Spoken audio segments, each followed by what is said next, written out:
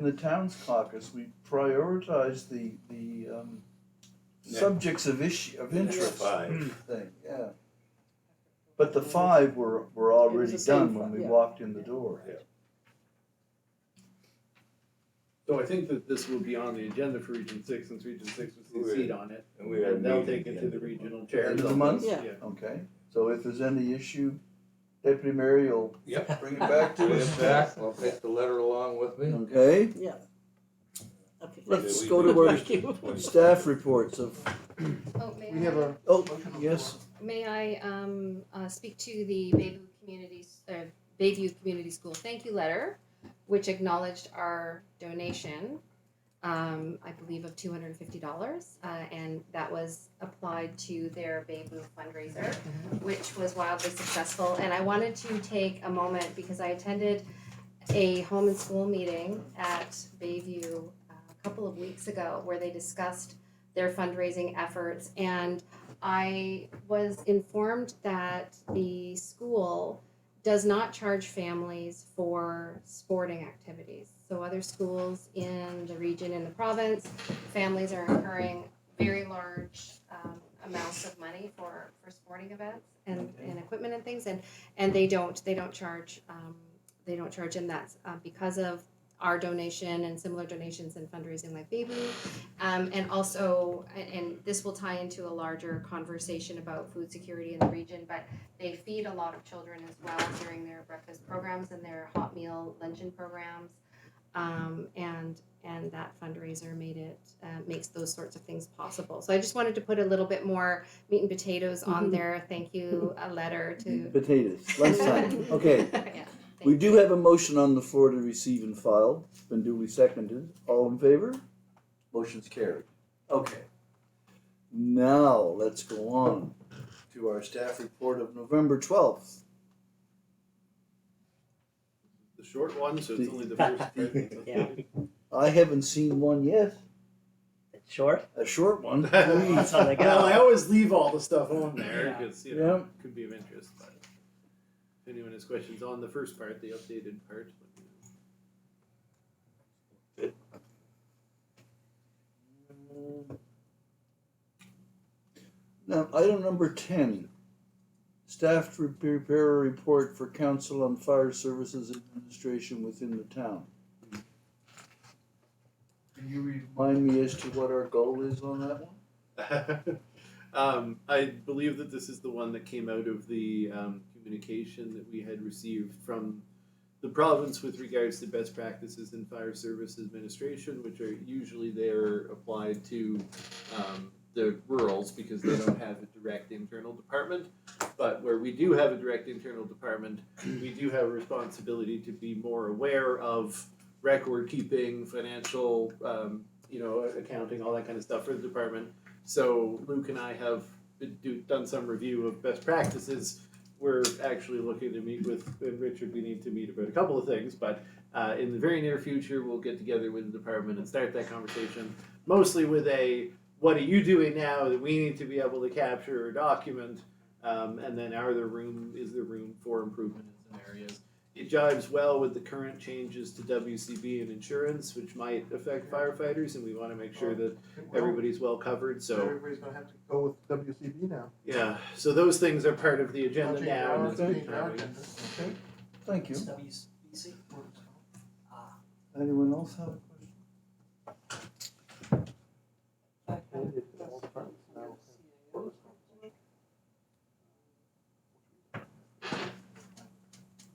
I think it was a comment.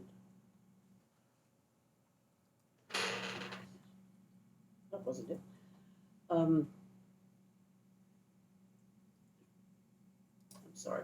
It was actually a comment about the Accessibility Advisory Committee, and just to comment that, because it is included in the CAO's report, and all it says is membership appointed, first meeting anticipated October 29th. Well, the meeting was held, but I think it's worth pointing out that as well as membership from each of the 5 municipalities and the elected officials, there's also one staff person from each municipality who's serving a specific function. So there's a heritage advisor from Lunenburg is there to talk about old buildings. You're there to talk about the focus on policy. So as the accessibility plans are developed, there's those 5 resource people, which I think was a really, really good idea, the way they set that up. Chester's given us an engineer with Rick Hansen training. Right, Yeah. yeah, so it's a good structure. And Yeah. thanks, Penny. This happened just prior to the Right. update, right? So Yeah, I will late have a Yeah. little bit to add to that, saying Yeah. we've met him. but I thought council should know that our CAO was there as a That's as a right. policy, And I'm actually as a really policy glad we advisor. did that first meeting in because we're gonna, as you know, lose our We're losing main the resource person. Yeah, that's Oh, yeah? right. Trudy. I didn't know that. Oh, no. She's coming to Shelburne District. She's taking the District of Shelburne CAO job. Okay. Mayor, items 25 and 26. I know that was a new addition to the list. But I'm just thinking that like the tone of the description. My memory of the conversation was really to try to emphasize our concern with the lack of response to our formal submission Yeah. for funding. So I think just I don't want to get too micromanaged kind of the commentary, but just I think the key message is that as a council we were concerned about the absence of any formal response to our formal submission for funding. But we aren't necessarily and that was across the board. That included all of the funding requests that we put in earlier in the year, not just the funding for the shoreline remediation. So I don't think we want to litigate which are our most mission critical capital priorities, but rather we're disappointed with the complete absence of any kind of response to any of our requests for capital funding under those 2 programs. Does that ring true to you, Dylan? I mean, Yeah, I know it's think just we definitely discussed both. I think the distinction is with regards to the applications because we did have a formal application for the water wastewater funding. right.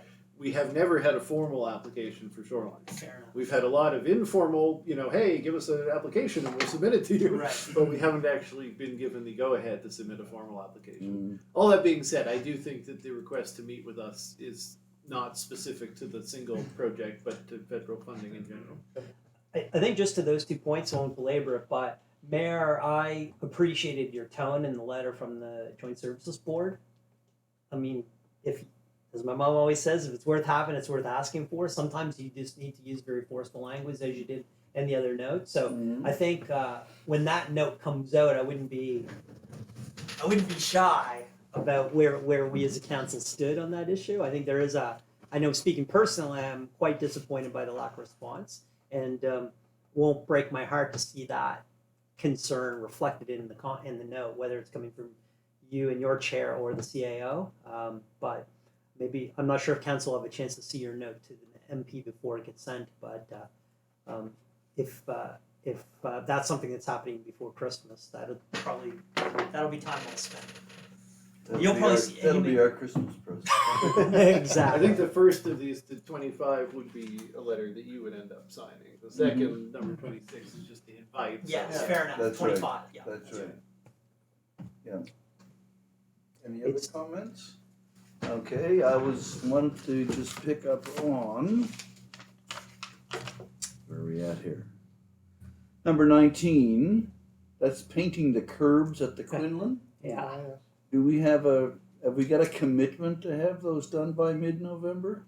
We do. Derek and I have been out and There's marked only them with spray paint if it hasn't been I was totally gonna say, washed a few away. feet of concrete, jeez. No, it's really just down to this week when there's a good day. Okay. When it's sunny out, and he knows exactly where to mark at this point. So, as I say, maybe the spray paint's washed away now, but he'll put it back.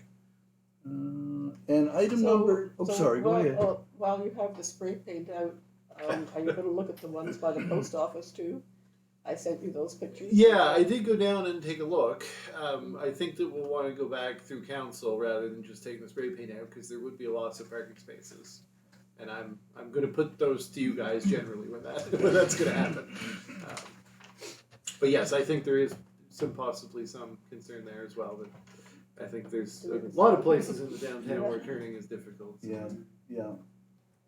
And the post office is for sale. Yes. Yeah, just heard that yesterday.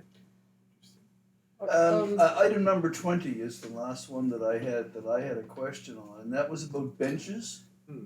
How are we capturing the input of the people that don't have access to a computer or use one or can fill out the Survey Monkey on the bench thing? So Mo, in the newsletter, when it references the survey, it does direct people online. Does it say that the survey is available in any other way? Okay. So, I mean, obviously if someone came into the office and said, I heard there's a survey, but I don't have a computer, we'd give it to them, but I maybe think we need should to amend tell the people newsletter yeah. to reference We that. need to if tell you them want it's to. available that way, or maybe put some in the post office or something. But there's a large group of citizens who I think might actually use the benches, Yeah. right? Yeah. But they Yeah. don't use computers. Good point. Okay, Councillor Bain. When in the discussion about funding for this and that, and benches and so on, in the newsletter, there was discussion about the gazebo, or at least the bandstand, about Yes. donations to it. So my question is, I believe there was going to be a plaque put up. I know there's a sign. And do any of those donations apply to the plaque recognizing,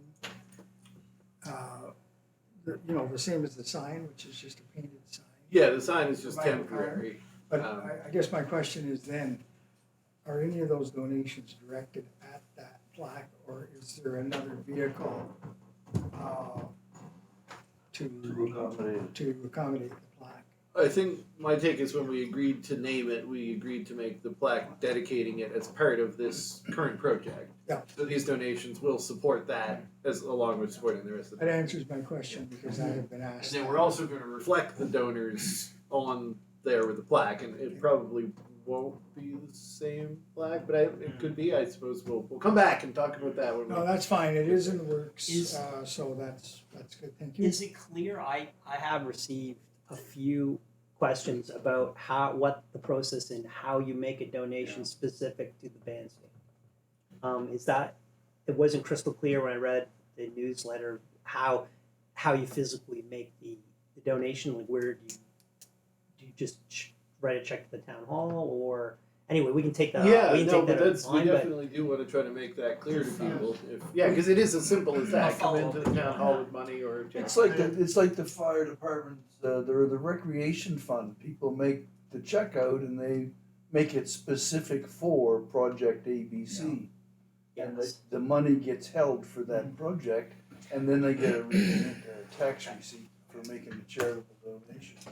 But yeah, maybe we do want a little more info on the new website too, in terms of if you're making a donation, because we get a lot of requests from people. How do we make donations with the fire department? How do we make, and if we're going to solicit more donations, then we should probably make it easy for people. Can we add something like that to the website? Yeah, right now it will be hard to find, but even if we add it now and then later we make sure to make it a little bit more convenient. Dollar for sign people. up in the corner Yeah. of it so people click on it, right? Exactly. But I think that's a good point, because we do want Picture to of make Joseph there saying, "Send me your money." Exactly. So, Okay. Your Worship, Yes, I please. just have a question or comment about number 3 under the statistics section, which is the speed signage. It took me a minute to figure out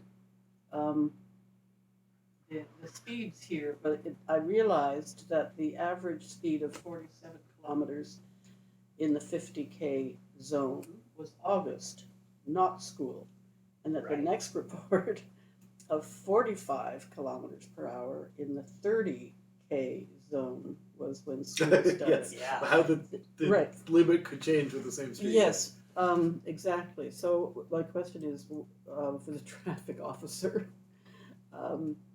what will we do about that, or what will be done about that?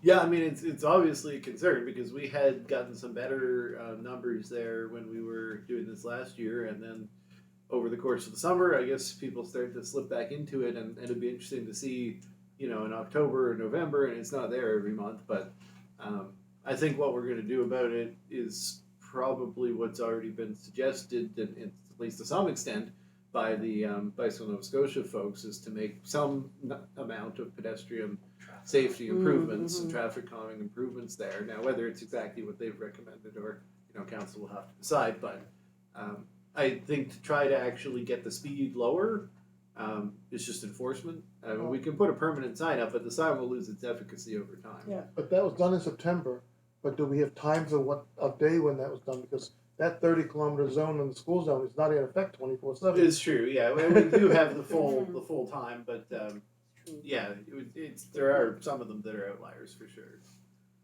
Yeah, I'd be curious to know what the average speed was during the school times. Well, and we should get the latest of those signs. Like this is only intended as like kind of a high level. Mhm. The actual indicator. signs go to the police advisory. If there were signs in the last one, I'm not sure how up to date they were, so we'll have to. Next police advisory will get all those sign things that haven't gone out to you guys since whenever. Yeah, I don't think they were back to school numbers in the last report. Something tells me they were Yeah. like a July, August kind of thing.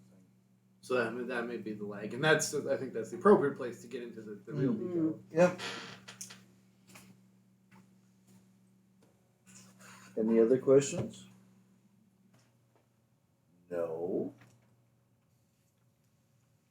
Hearing none. Okay, thank you, CAO. Do you like a motion to accept the report, or? I think it's always a good practice, but I don't think we've done it consistently. So you're welcome to do Well, one. make up your mind. Yeah, One way I or think the we other. should do it. Okay, there you go. Entertain a motion to approve the CAO's report. So moved. Councillor Free moved. Do we have a seconder? I'll second it. Councillor Carver will second it. All in favor? Motion's carried. Town Bay logo, Mahone Bay logo, we looked at that. Centennial update. So this is another one that's for information, but it had been a month. And there's been a lot of activity, and a lot of projects are coming to a close pretty soon now. And especially that Centennial book, which I'm really looking forward to being able to Yeah. give people Yes. physical copies of after all these reports. It's really come a long way. So this is just here if anyone has questions. And then we'll get a I motion. have two. Councillor Carver. The heritage signage, the wording's being finalized for heritage signs. Hmm. So who is doing that drafting of the language? The museum, Lynn, museum? over at the Oh, the museum. museum's And she's doing pulled it? in a lot of different stakeholders for the different Okay. signs. Yeah. And the book, what's the price going to be? The price to the public? Yeah. $29.95 or $29.99. Whatever. It's in the range. Within 30 4 bucks. cents It's range. in the range. $30. Okay, thank you. Okay. Yeah, it's one of those two. Round up. Make a great Christmas gift. Yes, exactly. It's going to be good timing. I told everyone that that's what they're getting from me for this year. There you go. Pre-orders. K-Tel books. Do we have an idea when we're going to be able to start taking orders for that? Do we confirm the date? I know we've It been really looks- close. So we know which week it is, so. Yeah, at this point, we're saying we will have it for November 29th, but we actually expect it a few days before that, but everything has gone off to the publishers But if you today, want to order one, so when it will can you be. start ordering? You can contact the office now if you're Okay. interested. If you have a check. And we are part of the rollout is that we have some agreements with a couple of local merchants that they will also be retailing copies of the books. So and that gives them an opportunity to keep a little bit of the proceeds from that as well. So. Excellent. The heritage signage, BMO, I assume it's the names of all the original. Yeah, Settlers. there are some changes the museum's recommending, but it's similar to what's there. Okay, and what's at the Vic? It's a general. I would say it's the most general heritage of all of them. Okay. Goes over Mahone Bay's early history. And is the wharf associated with the Heritage Boatyard Co-op? Yeah, it's project? specific to the history of boat Okay. building. Okay. I have a question on it about the signage. If the museum staff is preparing the wording, who owns those signs? Do they belong to the town or do they Yeah. belong to the museum? Put them in for a previous anniversary. Would it be appropriate to ask the town's heritage consultant or advisor to review the wording before if they're town property? yeah, Kelly's the one coordinating with Lynn, and she's also the person who talks to Deborah. And I'm sure if Deborah was interested, she may already have been in touch on the ones that related to her. Yeah, okay, no, Mo's Yeah, not. they've been. We can align that tomorrow at the Heritage Fund. Just, I'm sure. I I'd mean, be really, surprised anybody if who's been interested has been welcome to be involved. Yeah. We've had a lot of input from people, and that's good. You know, it's just the important thing now to kind of get down to the conclusion. So if Deborah wants to get a look at anything that she hasn't looked at, she's certainly welcome to.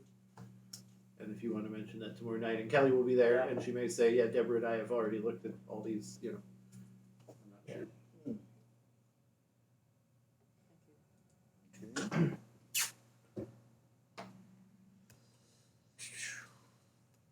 No other questions on the Centennial update? I'll move the council to accept this report for information. Move, we have a seconder by Councilor Feeney, all in favor? Motion's carried, let's go to the community policy deferred from October 24th.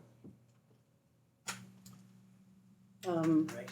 I am ready to move the council adopt the amended committee's policy as presented.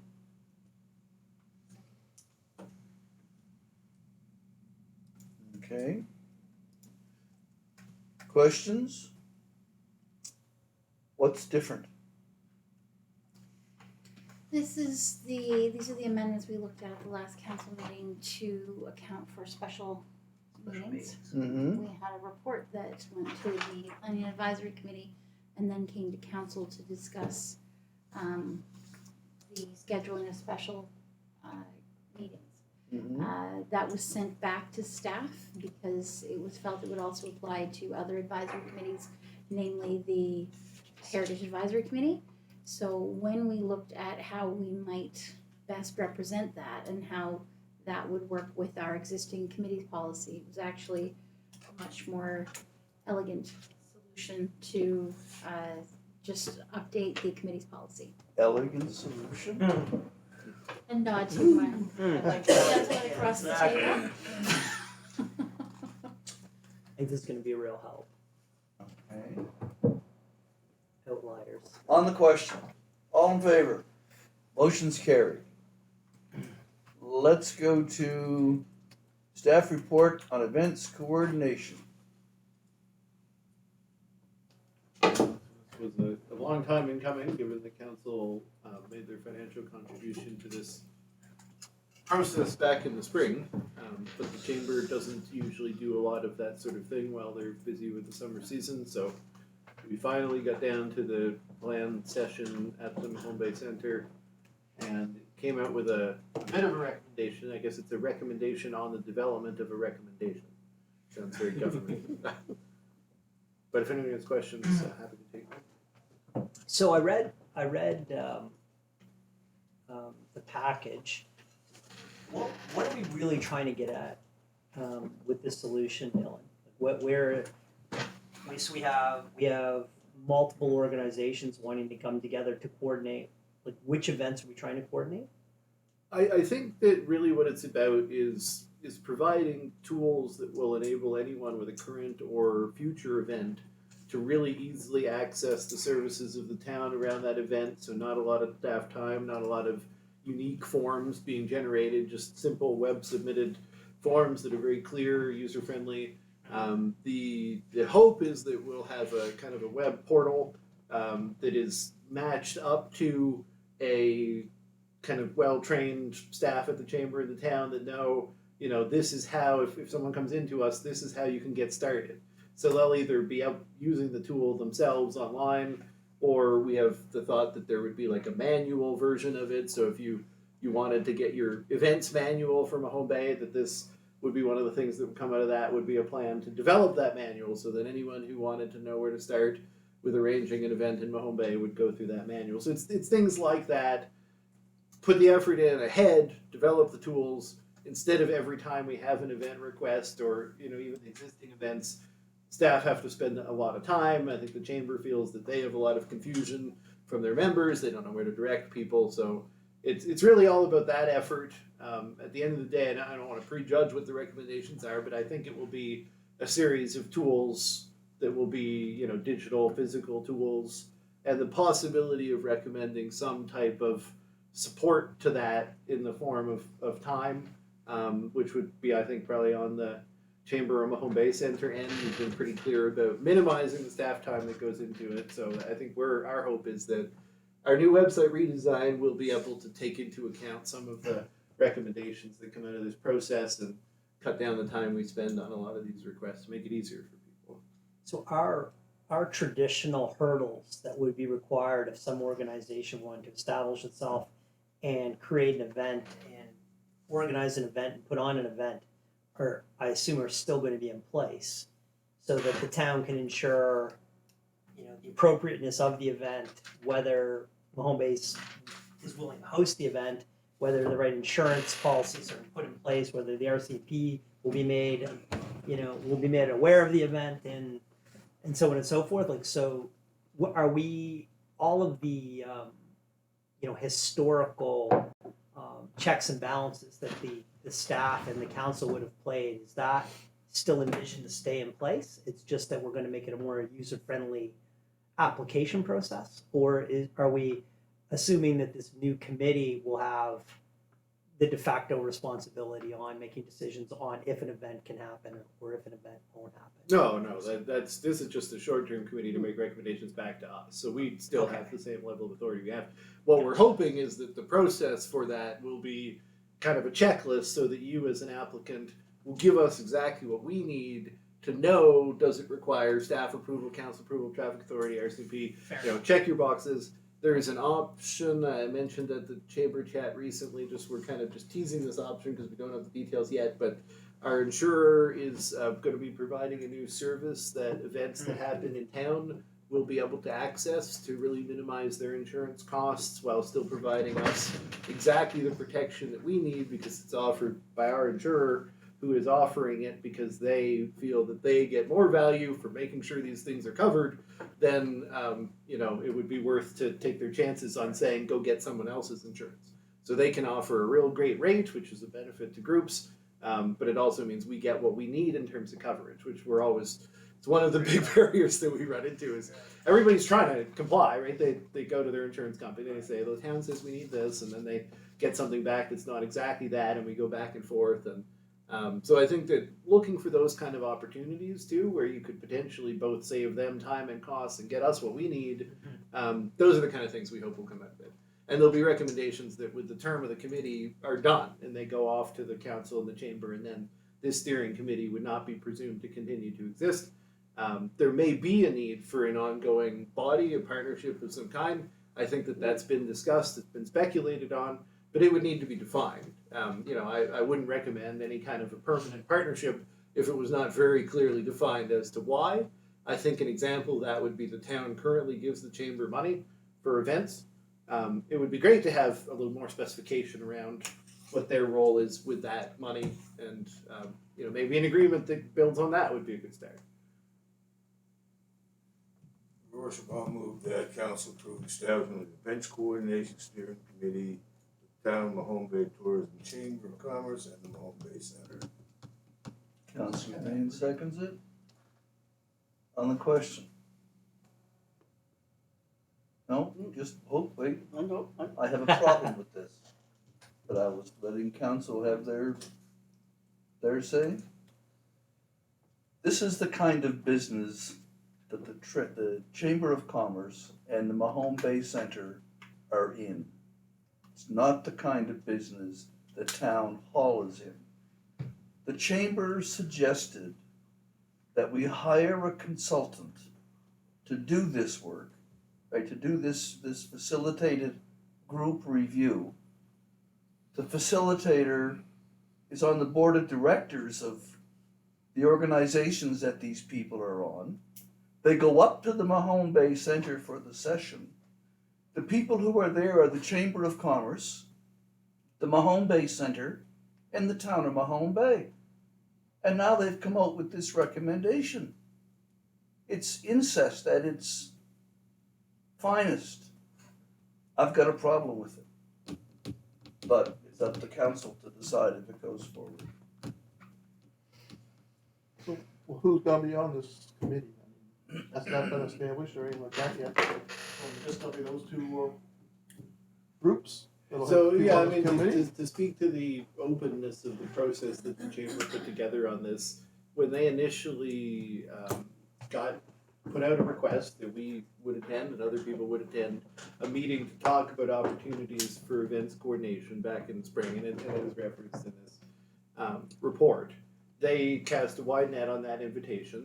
There were about 12 to 15, a fairly good group of people, a couple of smaller events, Rosemary from the bicycle shop, a bit of a cross section of different types of organizers, and it's the people who chose to attend. From that, my understanding is the facilitator was given contact information for a very broad cross section of events, business people, chamber members, received feedback from quite a number of them. And when the invitation went out for the facilitated session, the people who came out were the people the mayor referenced, which is the representatives of the chamber, the town, and the Mahone Bay Center. It's not that the facilitator didn't receive some feedback from others, but I think the general sense was that they were going to trust in a process, and the people who would come out to the meeting would be the ones who would be willing to carry that process through and see the feedback that was received generate into a recommendation. So I agree, certainly the mayor's correct that there are only those three organizations represented. I think it was the natural conclusion of a process that started off with a much broader cross-section. It is possible that the town could go back to the chamber now and say, there's a feeling that maybe the steering committee should proceed, but the membership is wrong. And to Richard, to your question, we don't know who would represent each of the three. Staff certainly be more than happy if a council member wants to be appointed to represent the town, that's great. But those would be the only representatives on that committee, that's what. Those would be the three organizations that are recommended. It's outlined that there's no financial impact, and the time that we'd be required to participate is limited to, looks like February 2020. It looks like because it's November, early November, probably this is a couple of meetings and a report that has no budgetary impact.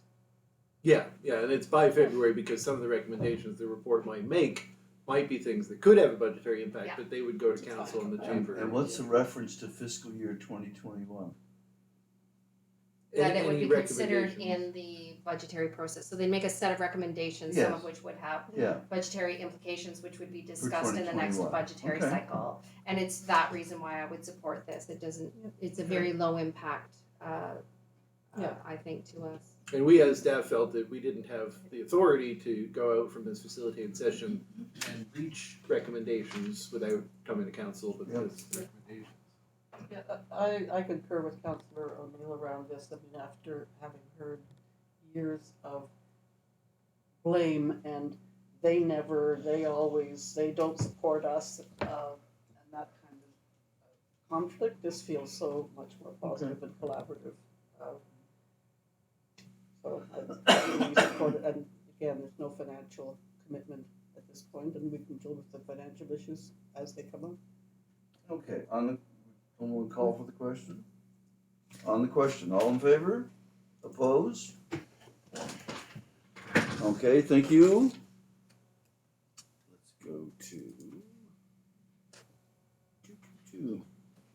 council items. Councillor Feeney on the cap. Well, I was pleased to see that the cap was well discussed at the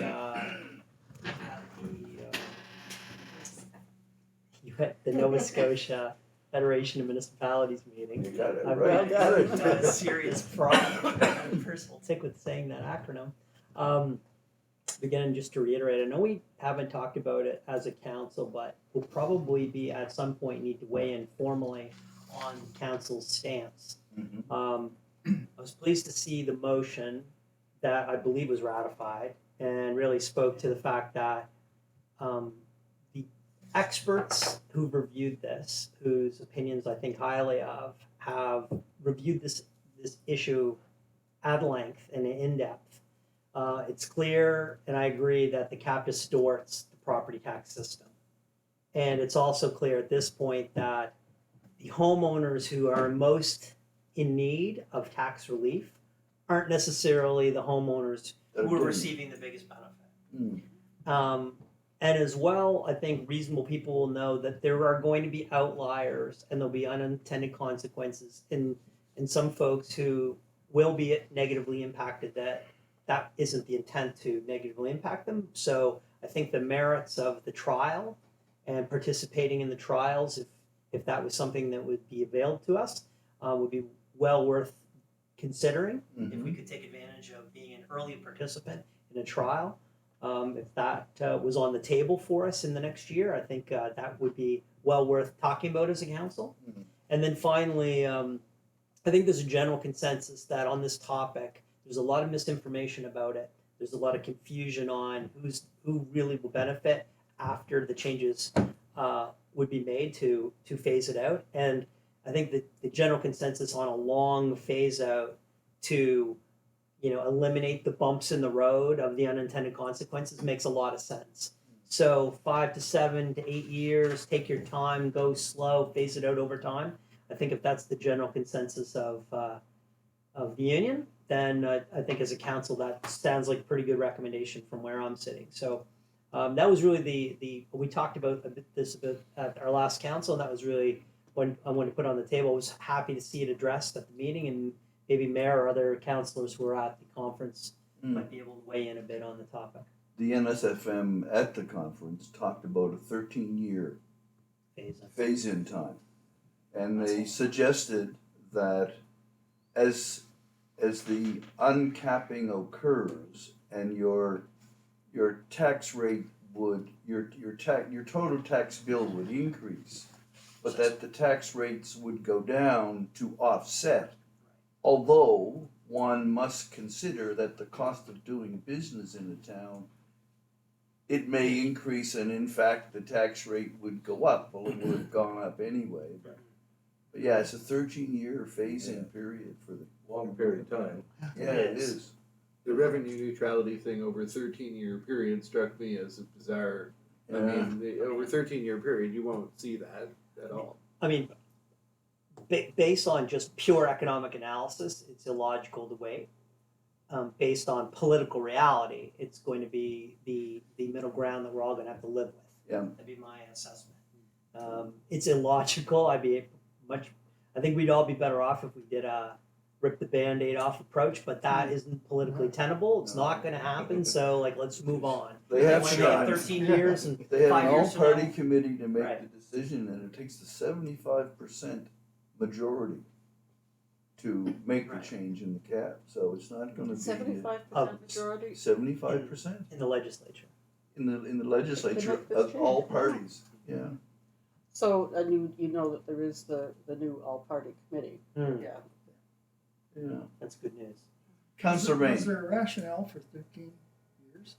if there is, they didn't suggest what it was, except to say that it would mitigate, provide the most mitigating of the impact of removing the cap without dragging it out any longer than we absolutely had to. But beyond that, no suggestion. I'm just wondering what the implications, like what the formula would be, and then what are the implications to staffing and budgeting and all that sort of thing. Like there'd have to be some kind of a formula come down from powers so that we would know where we're going.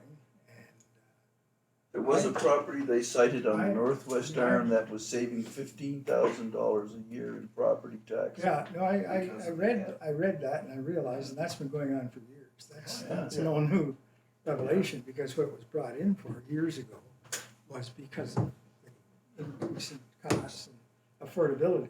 Yeah.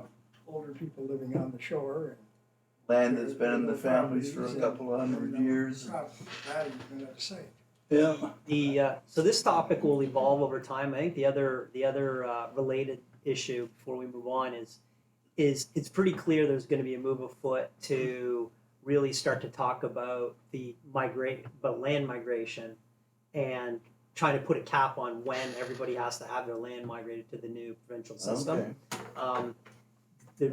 The data that the PVSC relies on to provide assessments to municipalities is only as good as the data around the land ownership and the migration. And if you don't have a requirement legally to move your land into the regulated system, then you've got all kinds of anomalies, and that also acts as distortion in the system, and you don't have, so the whole PID number, AAN number versus the PID number, like you'd think everything would be aligned, every PID would have its own AAN, but Not the case. that's not the case as I understand it. So anyway, more about that another time. Well, Councillor Bain. Again, I would support that there should be legislation for this migration. Right. Land deals have fallen through because people did not have their land migrated. Okay, Then they scrambled to find a lawyer to do it. It just turned into a. so stand by for further information. All right, Councillor Carver. Is this regular discussion? The regular Period? discussion period.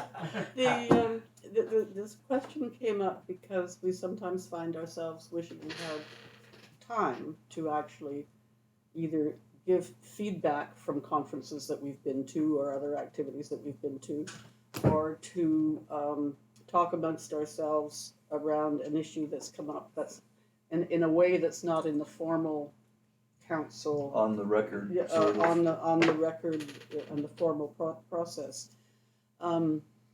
So I'm sort of struggling with what that might look like, whether it could be, because I've asked the CAO a couple of times about the committee of the whole meetings that other councils hold, where their conversations are more general. I still don't quite understand how they work, but it doesn't seem that would be a suitable way. But just wondering whether there was a mechanism whereby we might periodically schedule some time, a special meeting to. It would have to be public. Anybody could attend. That's the. Yeah. Well, which is fine. I mean, maybe people would like to come and listen to some of the information and issues. I'm sorry, I'm not sort of quickly retrieving some of the recent issues we've had that we thought we might want to spend more time on, but just wanted to get it on the table to think about that, and whether staff might have a recommendation as to a mechanism, or whether we want to think about just agreeing that a sort of PRN whenever we need it, whenever we feel we need one. To do PRN? that. Well, just as needed. Oh, As okay. needed or as wished. Okay. So I'm not ready to make a motion, or I'm just putting it on the table for Okay. people to think about. I think it is something worthwhile to think about. I struggle with the same thing. When can we have an opportunity just to kind of talk about things that are going on, right? But this is when we meet. So, Or some of it, Councillor yeah, oh, I'm sorry. That's okay. I was just going to say Councillor Carver was struggling to find a good example, and I think the logo, for example, and the brand would have been a good example of something that, if it had fallen on, a more of a casual, more open session, we could have had a bit more of a dialogue on that particular topic. That would be my top of mind example, and I can think of many others, and I would definitely support that activity. So my initial thought was that you were right, that special meetings were a vehicle. If you set a regular one every month or every 2 months or once every quarter, and have the agenda just be discussion. But then to Councillor O'Neill's point, maybe you do want councillors to be asked to add items to that, and then you start to have a bit more of a meeting, because you might have a chair, and so there are a little bit more ground rules to be considered in terms of how that meeting would be structured. Yeah. Well, I'm happy just to sort of leave the idea floating, and that maybe we'll come back to it and have a. maybe we can, each of us can just, whatever our favorite websites are, a particular municipality, and see what they're doing for those kinds of things, right? Yep. Even just recently reading Municipal World. Well, that's what I'm some thinking. Of I the, yeah, might some of go the ask the articles. I think, question wow, there. we should be talking about that. Yeah. George Cuff is particularly All sorts of good things, yeah. resource on that. I think the other benefit is just an efficiency for Dylan and Maureen's time. I mean, getting the same question 7 times versus answering the question once, having an opportunity. So for example, like what's the timing of the RFP for the fire hall is just a typical kind of question. It's just, you just don't have times 1,000. Everybody around the room has their list of 10 things they're interested in. And if everybody around the room, that's 70 or 80 questions a week that Dylan and Maureen have to respond to individually, versus having a clearinghouse a couple times a month. Sounds about right. isn't it? 300 or 400 78 questions a a month. So. Just making notes, you're Okay, on that note, let's go to Moving on. physician recruitment. Physician recruitment. So, officially on the record, Councillor Feedy and I have been assigned as representatives of this council to the now Lunenburg County Physician Recruitment Committee. So we've been keeping a low profile all this time. So we thought it was time to just kind of bring an update. So that group has actually been meeting once a month. The flavor of the recruitment efforts from as far as the province is concerned has changed. Whereas there used to be one recruiter who came on sort of roughly in 2017 out of the blue, that suddenly there was a recruiter. And for the whole Western region, that's a huge region, there now is another recruiter assigned to the South Shore only. So we have now Patty Smith, who is the provincial recruiter for our area along the South Shore. Our former recruiter is doing the Valley, whole section. And Patty has a close relationship now with the now Lunenburg County group. So she comes to the monthly meetings, and she works closely with Tina Henniger, who is the lead person on the population growth initiative, as well as the physician recruitment initiative. So it's a very close working relationship. Some of the, that feels very, very different than before. So, and when physicians are coming for site visits, they really are now working all the time with Tina and now Lunenburg and the local doctors, rather than coming to us and asking for municipal participation. So that the municipal participation is less relevant than the doctor's participation in the meeting of prospective doctors.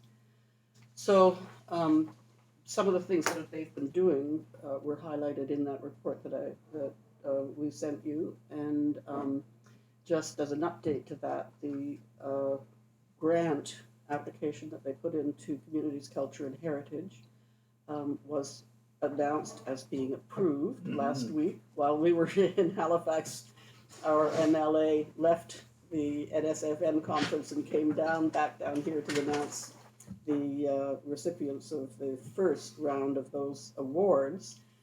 And the grant is to for communities to feature their culture, their local culture, in order to engage prospective physicians. That's part of the recruitment, and it's the provincial wish that local communities be very active in doing that piece. So they have that money, that happened. One of the questions that comes up is, well, how many doctors have been recruited? This is the focus of the recruiting efforts really are on the long game, and trying to engage young students who are entering medical school now, even thinking about it, medical students who are still in medical school, engaging residents with the prospect that they will like this place, see the possibilities in this place, and come back and practice when they're ready.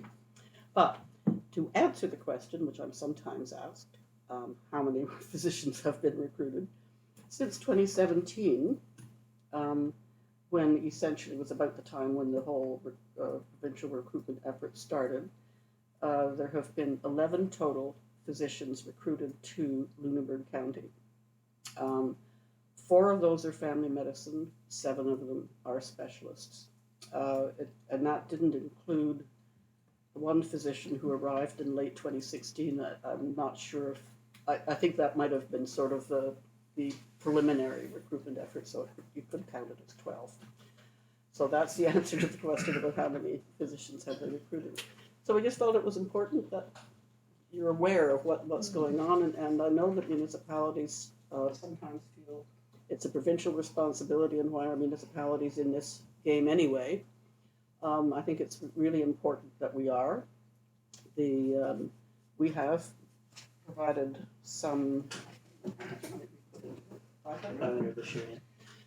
And that I really am proud that we have done that. Modal has given some money, but the others have not. The other three have not in Little River County. So, Councillor Bain has a question. Well, I think the recruitment sounds very good. What's our attrition been in positions like, are we breaking even? well, and that's the other piece of it that they want It's a very important yes, piece. the retention piece. It's the retention piece, Yeah. absolutely. I use the word attrition, which might not be so good. Just a few things, and I That's think Councillor Carver's note was pretty comprehensive. But I've been on various physician recruitment committees in this room for over probably a good hunk of 12 years. You could have been a doctor. And well, no, but what I would say is that it was pretty consistently for 9 of those 12 years, it was a failure. The structure of the group was wrong, the focus on the group was wrong, and it was unsuccessful. Too much emphasis on bricks and mortar, too much emphasis on trying to recruit doctors who had no historical or emotional tie to the community. And I would say that with this particular group, it's incredible how effective the focus is. They are working on exactly the right things, which is, I think, as Penny describes, the long term. The LIC, which is a new initiative in collaboration with Dalhousie. So who would know that the barrier, you need to have students work down here, live down here during their training, so that they can obtain some kind of an affinity for the community, so that they're theoretically we're on the agenda to potentially move here and live here and raise your family here. So focusing on what I would call a richer harvest of targets, and focusing on folks that are already in Nova Scotia and going to med school, I believe over time is going to be much more fruitful. As well, the medical schools has increased their contingent by, I think, 30%. And we just need to get our piece of the action from that contingent of new doctors. For Nova Scotia students. You can't just produce doctors tomorrow. You have to provide the infrastructure for the doctors to get trained. And that doesn't happen in Halifax in a classroom. It happens working in clinics and hospitals regionally.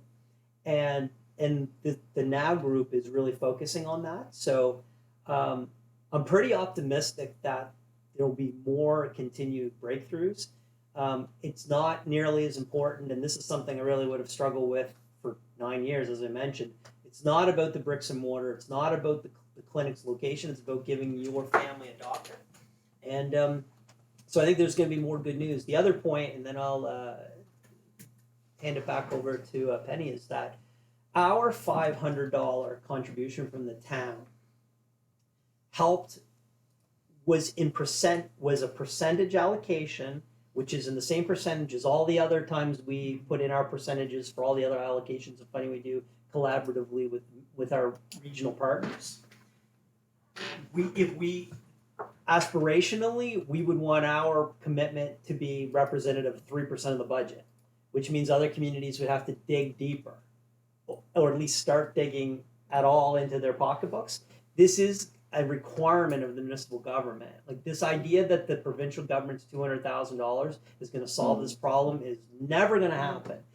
So we need to be here and support this group and others down the road. And I think the best $500 we spent this year was on this initiative.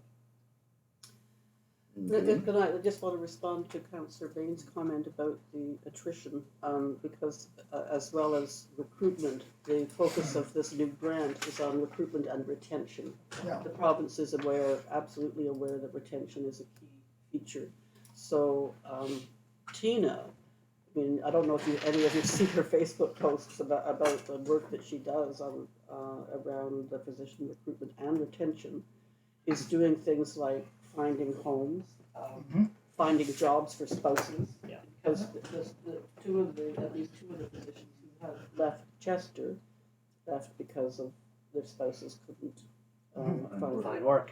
So it really is a very well-rounded Yeah. project. So And I preface my comment by saying I think it's commendable what has happened. The other side of the coin emphasizes that we still have a problem. yeah, That's all. And we're not the only ones with the problem. No, not- Every Not at all. municipality in the There's hundreds of country has the thousands of same people in problem. Nova Scotia without a Yeah. family physician. In 30 years' time, not gonna be as big of a problem. Like 4 years ago, if you would have Because asked, the bulge will have gone through. but if you would have asked me 4 years ago if I thought we had a real plan Mhm. to solve that problem, I would have said this is like we're on a road to nowhere. Like I don't believe that now. I really believe that this strategy is going to work.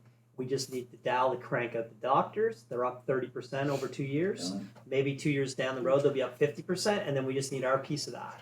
Like an extra 50 doctors coming in the system, we just need our 4 every year. 4, 4, 4, 4. All of a sudden, the problem starts to go down. And I'd be more optimistic that we're on the right track now. It took 20 years, but I do think we're getting there now. I really do. And I think now Lunenburg County made a real difference in attracting that longitudinal integrated Oh, yeah. care program. I don't think it would have happened without that, Mhm. without now Lunenburg County. Is this the only place in the province It's that's the got second one? one. Second It's the one. second one. The first one was Yeah. in the Cape Breton, and the Okay. reports there were, because the students there are in place for a full year, Mm-hmm. so rather than doing rotations of specialties, they stay in place for 1 year and then get their specialty experience like in that community. Like, so over the whole year. Sounds like fun. Mm. Committee reports, the Planning Advisory Committee, we have draft minutes. So we had a meeting of planning advisory committee on Tuesday, October the 22nd, to discuss the development agreement submitted by the McLeod Group. Mm-hmm. Had a conversation regarding the staff report and the recommendation that Garth Sturdivant brought forward. The planner's recommendation, and most of you were in the room during the meeting, so I don't know how much to rehash it, but the planner's recommendation was to not accept I don't know the exact words of it, but wanted some more time to work with the developer on getting a robust landscaping plan. So the sticking point, everybody more or less was fine with things, and then the sticking point seemed to be this robust landscaping plan. During the meeting, there was a rather surprising conversation about the requirement to trust the developer, which I don't know that really fits very well into the overall concept for having a planning advisory committee or a planning process at all. But nevertheless, there was a motion that we do enter the development agreement, and that was not carried. Yeah. And that would have been with that would have been a motion with no strings attached. The developer has on the point of the landscaping plan, the developer emphatically assured the committee that if held to a detailed landscaping plan, that the response would be to, I don't know if he used the word flatten or clear cut, or he used some word to basically describe getting rid of all of the foliage on the site, build the facility, and then plant around what was built. So, and when he said that he would do that, I certainly believed him. What the motion that the resulting motion was It's there. It's very detailed, but it reflects a lot of sort of bits and pieces that were discussed during the meeting. That some of which are heavier than others. I would like to spend a little moment talking about the aspect where it says provision of further information to determine if encroachment into the 8-meter buffer of Ernst Brook is avoidable. That is, when looking at the design, that would require, in order to have a service vehicle safely navigate around the front of that building, the Ernst Brook facing side of that building, it would require some elevation change to that a portion of the property. And so we simply asked the question, had you looked at other options before deciding on that particular design? And then the answer was no. And so the takeaway was, well, would you please look into that? And I understand maybe you'll give us some more details about that in a minute. I'm not sure. But those discussions subsequently have happened, I understand. And then subsequent to this meeting, we have gotten. Well, I don't really know how much more to talk about. There's lots to talk about, but I'll restrict my comments to the meeting itself. So this was the resulting motion that was carried. That we recommend that we do enter the development agreement with provisos and specific provisos. And I'll just jump in for Yeah, where it thank goes from you. here. So the reason this isn't highlighted in yellow here, Yeah. the way we normally would do is noted in the paragraph below, which is that Mr. Van Garth is going to be working with the developer, which he has been, to actually present council with the recommended development agreement. So council will have the original development agreement proposal that came to PAC. You'll also have a new development agreement that has been modified in line with the recommendation from PAC. That modification is something that the developer would undertake willingly. So he volunteered to make changes to be reflective of what was requested. So that Garth needs a little bit of time. It's very close to having this report. So at council's next meeting, we should have a report from Garth that has the original proposed DA, the proposed DA reflective of changes that were listed in that motion, and the logic behind some of the unanswered questions, like that one about the encroachment into the Ernst Brook, because that will be reflected in the new DA, in that it is my understanding that they will no longer be proposing any encroachment into that area. So those things, those changes were just being detailed to the satisfaction of our planner to come to the next meeting of council. If I can just jump back in to add something else, and what you just mentioned about the Ernst Brook, which I'm very grateful is happening and relieved, I will say. My understanding. Wait till you get Garth's report, but that's my understanding. Do you have any other update with respect to the discussion we had about the parking lot that would be built on the east side and the berming setback? That type of landscaping? Is there any discussion about I don't that? have anything new. Okay. But that wouldn't be to say that, it is within the discretion of the developer, to make potential changes even beyond what was specified in this motion. So he was at the meeting. Yeah. And if he wants to, in the new DA, make an additional suggestion that they've, as a company, decided they would like to suggest, then that may also be mentioned. It will be referenced specifically in Garth's report. Okay. And that, whatever is resulting, would need to adhere to what's set out in our planning strategy, and wouldn't be included as, like, for example, if there was a berm and a setback required, we would require an exception to be specifically granted or not. So as far as setbacks, the DA resets the requirements for setbacks. So, Okay. and Garth's reports are quite, again, the details is better than I would be doing, but, so you are not bound to any setbacks that would go with the zone. The setbacks are gonna be specific to the DA.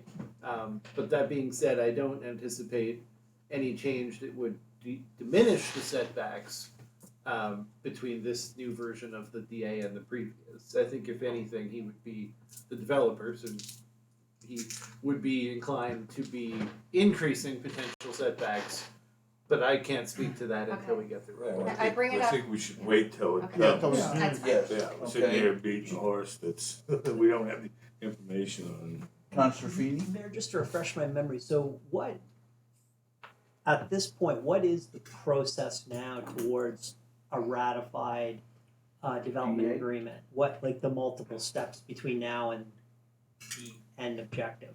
So from the planner's report that we'll be bringing forward the DA for council approval and bringing forward the recommendation to approve the DA. So you'll have the planner's recommendation, the recommendation of PAC, you'll have the drafts, the original and the revised. If there is a decision to take any of those DAs in that form to a public hearing, that would be council decision. If there isn't an approval of council, maybe all of those DAs still have a shortcoming, and maybe the one, even with all the changes, still council feels is not sufficient and another change is needed, then it would go back and come back to council again. But from the point where council at a meeting, whether it's that one or the next one, agrees to some form of the development agreement going to a public hearing, we would schedule a hearing, there's weeks of required advertising. That hearing would take place, the January. hearing itself is for the purpose of the public to make comment on the DA. There won't be any further changes to the DA after council's motion, so council will receive written and verbal comment. Then after that public hearing, that DA, it's still in the same form, will come back to council, and council will vote on whether that DA can be accepted. If the public hearing process has brought to light new information, and council feels that that DA now does need to be changed, then the planner would be requested to work with the developer to make that change. Then that DA would need to be resubmitted to the public hearing process, and then it would come back again. Fair enough. Hearing that, is there, so I think everybody on council would be probably inclined to have enough time to ask penetrating and salient questions. In the context of a full council agenda, if this is one item, it's sometimes difficult to monopolize an entire meeting on this On one item? on one item, and maybe this is a good example of where it might have merit to have a special meeting where we could focus all of the questions, and I think there's some infrastructure questions pertaining to our water investments on that end of town, and and just an opportunity to have a fulsome conversation while not keeping multiple delegations waiting, given how important this project is. So if that was deemed appropriate, I think sometime between the meeting on the 28th and the meeting on the 10th, if we were required to have another special meeting, I think certainly be amenable to that if you thought that would be helpful. And if it's not helpful, then I think That's fine that's too. more whether it's helpful to you, and your timeline's perfect. It wouldn't be any more difficult for the planner to do that than to bring it to the regular meeting. Right. So if council I wouldn't would like think- to, then like I'd we say did that's up to something you. during the working hours that might be more convenient for for Garth and the rest of the team to anyway. But So may not anyway, be it's certainly an convenient option. for the citizens who would want to participate, as it would. It's not a public meeting. They don't have an opportunity to speak like they will in a public hearing. But No, fair enough. It's just, at 9:15, it's not that convenient for them to talk either. So I'm wondering. Don just- Cherry's not on tonight. Fair enough. Anyway, I'll leave that with the CAO to decide if we need a special meeting. I Councillor really Bain? think we're gonna have to see the next. We have to see what's going DA. on first. Just wait. Absolutely. That's just. So get it to the next council meeting and then defer to a special meeting Yeah. if that's Yeah. required. Let's see- Smart Let's idea. see the DA and go from there. Good Yeah. idea. Fair enough. Very good idea. Good. Okay. Okay.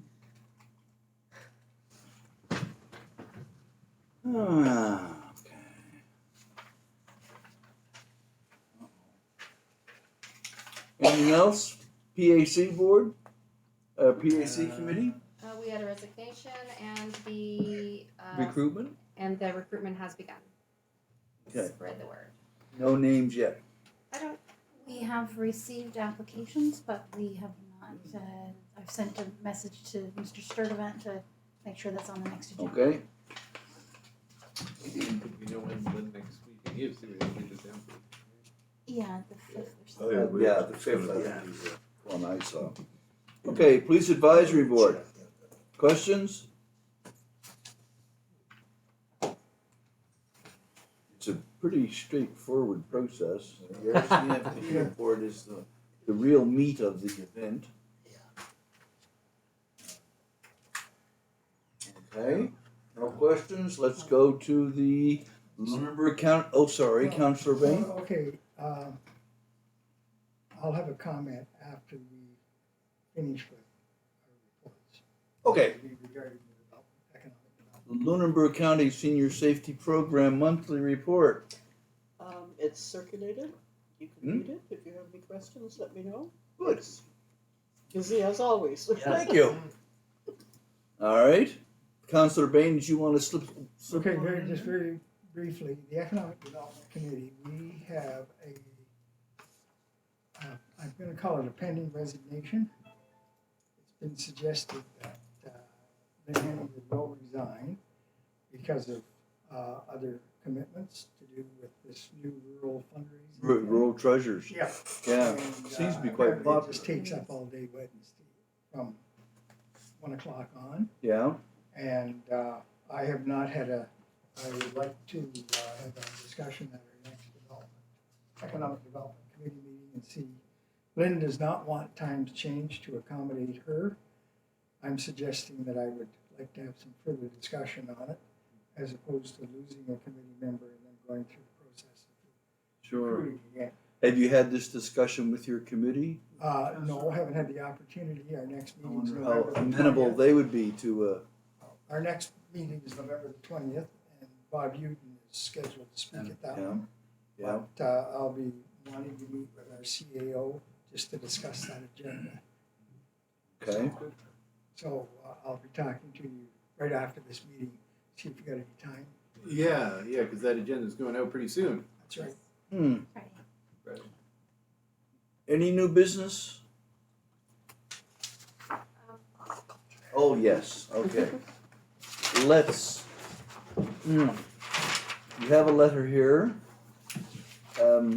Provincial government, we were rather dumbfounded last week, I think it was Thursday, or Wednesday night maybe, that we found out that there was gonna be a news release on Thursday.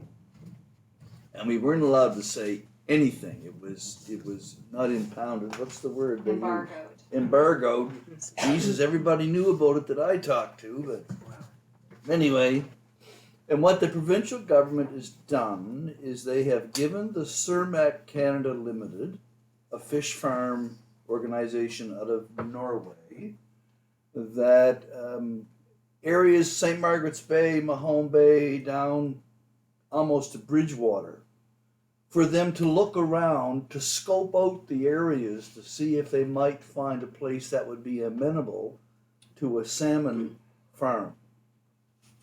Okay. I'm told that they need 20 meters of water, so the Mahone Bay in front of the Civic Marina Wharf, I'm not going to do it. It's going to have to be out there. I've been talking to a number of people. We've had, people looking at data from this company's operation in BC on Vancouver Island up on the north side. They've got quite a few installations up there. They've got installations in Norway. People have been, guy from Chester, a councillor, and a councillor from NODL have been to Norway on the company's ticket to look at how they run their fish farms. Shared costs with municipalities. Shared costs. 2 from Chester and 1 from Modal. But they only invite people that are like sympathetic to their plight. But I was told just yesterday that this company cannot get any more leases in Norway. So figure that one out. I don't know. Suggests that it is very early stages of this. I hear commentary from citizens about, some people want the fish farm because there's going to be jobs for everybody out in the field picking up the fish. But I hear more people concerned about the environmental impact of the fish farm, the impact on the wild fishery, interacting with these salmon, And of course, the huge amount of antibiotics that they feed the fish. And the federal government is spending millions of money on straight pipe elimination on the Hay River. And now we're gonna have 400,000 salmon crapping in St. Margaret's Bay. I don't know. I think it's something we have to gather information on. We need to talk to the experts. We need to hear what they have to say. Our MLA suggested to me, don't come out just crying that you don't like fish farming. Have your facts straight before you come out. So, but she's caught in the provincial government loop. So, anyway, I know you have some comments. Oh, I was actually going to, I had another new business. I mean, I have lots of comments about this, but I guess though, just picking up on something that you just said, I think I actually would look forward to this company coming in and collecting data, and I wondered if we would have access to the data that they had collected. And I just would find that quite fascinating. I don't know. Interesting question to ask, right? We've got a big aquaculture operation down in Liverpool, the Cook Aquaculture. I talked to the mayor at length last week, and he said, "Oh, it's lovely. It's great. I got no problem with it." The people do though. Well, and that's what I said to him. He said, "Oh, it was just a handful of, tree huggers that don't like fish farming." And our MP said, "Well, I don't know where he's looking, but I saw all kinds of signs all down through the county when I was there canvassing that said no fish farming." So, and that's one of the problems we have. There's all these different opinions. What's reliable, what's valid, what's scientifically accurate. I mean, there are people in the White House that don't believe in global warming, right? California and Australia kind of get the message, but he doesn't. Anyway, So what happens next? Is everything is outlined on this sheet? Yeah, I think you guys only just got these, of course, Yeah. they send it out, but they do quite a thorough job of explaining the process from here. Just to clarify, they just arrived in the office today, so they're really Yeah. brand new. Yeah. And we do get some extras. Yes. And so a question for council would be, because, staff really aren't equipped to answer any questions, you support us keeping these around for members of the public, Absolutely. possibly Sure. making a scan of it. It's not posted online. yep, Can you confirm that we are in phase 1, step 2, or are we now in phase 2, step 3? I'm strongly feeling that we're in phase 1, because the Phase public 1, meeting step 2. referenced in phase 1, Okay. step 2 hasn't been conducted. Okay. and if you look at step 2, the company has up to 6 months to Yes. explore a potential location. If you go onto their website, you'll see a grid map of the area that they've been given the right to look for a location, right? And then they've got 6 months to identify it. I would like to make a motion that this information be posted on the town website. I mean, it's very neutral information. It's Just- provincial it's government not neutral. It's legislation. information, it's information. Well, I haven't read it yet, I haven't had a chance to read it, so that more people than just us. Hmm.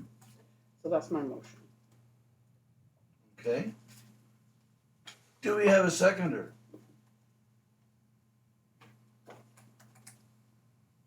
You can second the motion and not vote against it. It'll just open the question field It opens the discussion. if we have a seconder. No? Okay. We'll have these in the office if anyone's watching this on the Oh. video. I'll take a picture of it. Yeah, well, you can certainly do that, Vinny. Okay. I'm curious, why would that not be supported? I just think we, in due course, we'll have an opportunity to weigh in. An opportunity to what? To weigh in if it's something that we need to weigh in on. Well, it's certainly been on the radio, I mean, it's not any great secret. Not now. No. Was on Thursday. I mean, I direct all questions to the MLA It's or a- the Department of Fisheries. It's a little bit like the sale of the post office. I've known that for 3 or 4 weeks now. Is that right? Yeah. Eli told me. And I before was yesterday. told not by Bob Uden. Yeah. Just as a matter of course, Bob mentioned it to somebody and they mentioned it to me. Count, your worship, Pardon me? the accounts. Yes, sir. Oh, Yeah. excuse me, before we move off new business, I did have one small new business. Yeah. And it relates to a comment that you made about the baby school and the apple trees. It's very brief. The kids at the Bayview School are planting 3 apple trees, and during the home and school meeting, I was asked to ask if it would be possible to put on the town website that the Bayview School would be very pleased to accept donations of fruit trees for their growing fruit orchard, and I'm bringing that to council to consider. Maybe put that in the mayor's newsletter. Well, more than that, I think we could share it with our partners with Talking Trees, Yeah. because they Yeah. definitely have Yeah, that connection. they'll get it I out. think we are also it's a 2-pronged approach. So I think someone was assigned to talk to Talking Trees, and I was assigned to talk to council. Colleen, since you're part of that group, we did receive word from from Trees Canada that their Edible Trees program that we applied to and did not get funding from last year is looking for applications again. Okay. So if the school is considering that, I think there's also a schoolyards program, but the deadline is probably approaching. So. Yes. Yes, I Thank was you. talking to Dr. Maxwell. Is That's that the all I one have. with the silver hammer? So that is that something I'm doing then? Council wants that to be put on the website and shared and all that stuff? About the donation? Why not?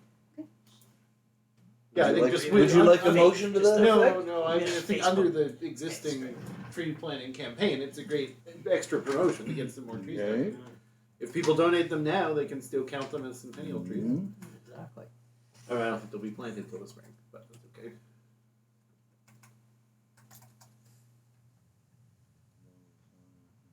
Okay, on the accounts, any questions? These accounts have now been paid, I believe, Mr. CAO. The backwards.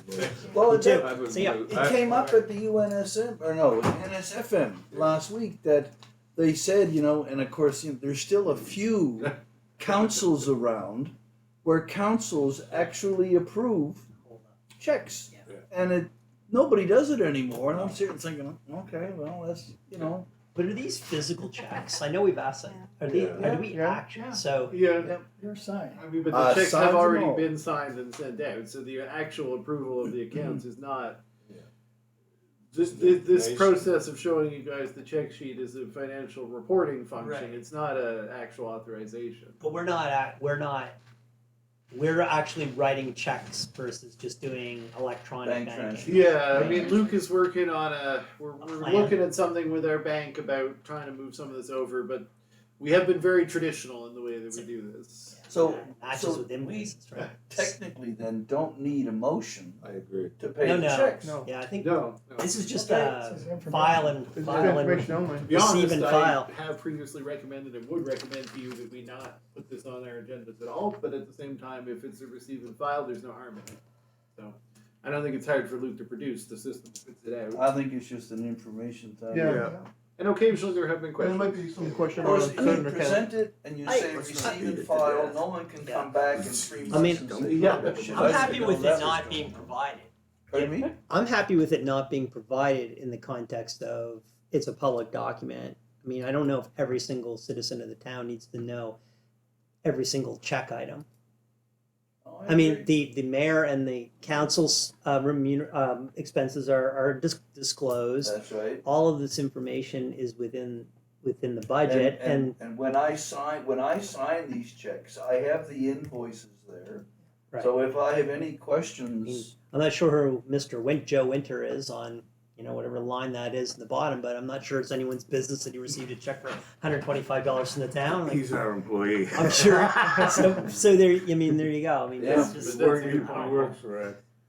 it's not a governance issue, right? So this let's not just think this is an illusion of oversight. There's no zero oversight here. So I think it's actually because it shows up at council, it gives the illusion of oversight, which I think could be a problem. I'd rather not have it show up at all. entertain a motion to that effect, Councillor Feeney.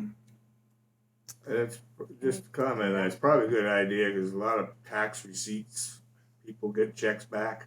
Yeah. You know, the low incomes. That's not really a great thing for a public document. So make the motion. I'll second it. Yeah, I, So then, okay, so it's been seconded. So then where is the oversight then? well, it's at The the audit. oversight the audit is, committee. is You? with me and the co-signer of the check, who is Luke or the Right. CAO. And so there's a few checks and balances. One, that the CAO has certain authority under his mandate that's well denoted. I think it's $5,000 of discretionary spending on non-budgeted items. We have Yeah. a budget.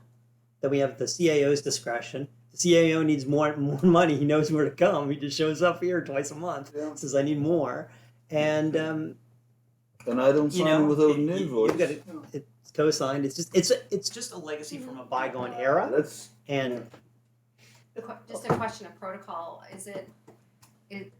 would this not require a notice of motion, or is it okay to put a motion on the Well, table fair at enough. this moment? Yeah. I mean, I'm supportive of it, No, but I think I, in terms of protocol, that accounts as a heading could accept a motion on accounts, because we do Okay. always have a motion on accounts. It's just Okay. normally to Sure. approve accounts, as opposed to stop getting the report on accounts. I just want to say in discussion that I completely support this motion. I didn't want to push anyone's buttons, but since council's volunteering it, I also agree that this is not serving the function it was once intended to serve. And we do provide a lot of year-to-date financial and budget reporting, and I think the focus should be on improving that, because that's actually something that you can use to keep us to account for your budget. so it's been moved and seconded that the check register no longer be included in the council package. council package. All in favor? Motion carried. Good motion, people. Now see, I'll be sitting here in 2 Catching weeks up saying, with what the the hell times." happened to the checks? Not at the end of the month, you were. You'll still get them. Okay, Move we go in anything camera. else before we go in closed session? Move we go in camera to Move. discuss, sorry, And moved and seconded, contract negotiations. 222E, MG 222E. Okay, I don't think is there's our, anyone out your here. sheet off? Oh, sorry, 1 second. I'll shut the door.